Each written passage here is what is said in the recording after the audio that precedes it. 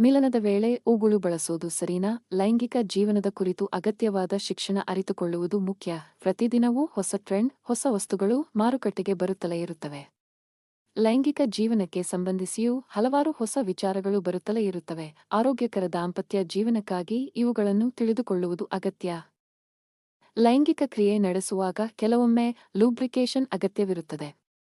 ಆದರೆ ಲೂಬ್ರಿಕೇಶನ್ ಬದಲಿಗೆ ಎಂಜಲು ಬಳಸುವುದು ಕಾಮನ್. ಆದರೆ ಇದು ಸೇಫ್ ಹೌದಾ? ಉಗುಳನ್ನು, ಎಂಜಲನ್ನು ಹೀಗೆ ಬಳಸಬಹುದೇ? ಸೆನ್ಸಿಟಿವ್ ಆಗಿರುವಂತಹ ಗುಪ್ತಾಂಗದ ಬಳಿ ಎಂಜಲು ಬಿದ್ದರೆ ಆರೋಗ್ಯ ಸಮಸ್ಯೆಗಳಾಗುತ್ತವಾ? ಲೂಬ್ರಿಕೇಶನ್ಗಾಗಿ ಆರ್ಟಿಫಿಷಿಯಲ್ ಪ್ರಾಡಕ್ಟ್ ಒಳ್ಳೆಯದಾ? ಅಥವಾ ಉಗುಳು ಉತ್ತಮವಾ? ಆರೋಗ್ಯಕರ ಲೈಂಗಿಕ ಜೀವನಕ್ಕೆ ಯಾವುದನ್ನು ಬಳಸಿದರೆ ಬೆಸ್ಟ್? ಇಂತಹ ಒಂದು ಗೊಂದಲಕ್ಕೆ ಇಲ್ಲಿದೆ ಉತ್ತರ. ಲೂಬ್ರಿಕೇಶನ್ಗಾಗಿ ಉಗುಳನ್ನು ಬಳಸುತ್ತಿದ್ದರೆ ಅವುಗಳಿಂದ ಇರುವ ಕೆಲವೊಂದು ಅಪಾಯದ ಸಾಧ್ಯತೆಗಳನ್ನು ತಿಳಿದುಕೊಳ್ಳಿ.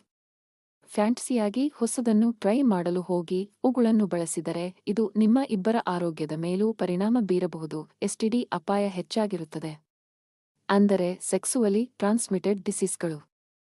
ಉಗುಳನ್ನು ಲೂಬ್ರಿಕೇಶನ್ ಆಗಿ ಬಳಸುವುದರಿಂದ ಲೈಂಗಿಕ ಸಂಬಂಧದ ಮೂಲಕ ಹರಡುವ ರೋಗಗಳು ಹರಡುವ ಹಾಗೆ ಹೆಚ್ಚುವ ಸಾಧ್ಯತೆಯಿರುತ್ತದೆ. ಉಗುಳಿನಲ್ಲಿ ಅಥವಾ ಎಂಜಲಿನಲ್ಲಿ ಬ್ಯಾಕ್ಟೀರಿಯಾಗಳಿರುತ್ತವೆ. ಇವು ನಿಮ್ಮ ಗುಪ್ತಾಂಗಕ್ಕೆ ತೊಂದರೆ ಮಾಡಬಹುದು.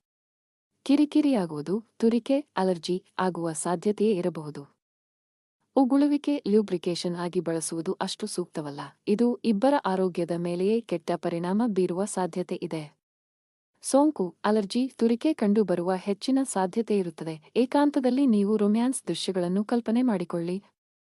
ಅದೇ ರೀತಿ ವರ್ತಿಸಲು ನೀವು ಆರಂಭಿಸಿ. ಇದು ರೊಮ್ಯಾನ್ಸ್ನ ಆರಂಭಿಸುವಿಕೆ ಉತ್ತಮ ಆಯ್ಕೆ ಎಂದು ತಜ್ಞರು ಹೇಳುತ್ತಾರೆ.